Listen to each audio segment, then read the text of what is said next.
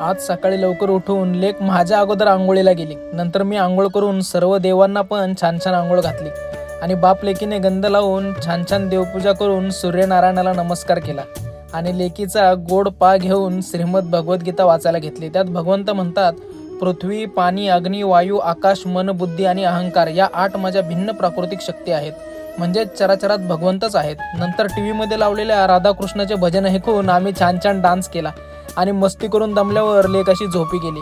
इकडे बायकोने तोंडाला 3-4 प्रकारच्या क्रीम लावून हे असलं लावल्यावर लेक म्हणाली, भास्कर रे बाई, ही आता काय काय लावते. आमचे सगळ्याचे तोंड बघून लेक अशी सैरावैरा पळत होती. सुट्टीच्या दिवशी बायका असं काहीतरी करतच असतात हो.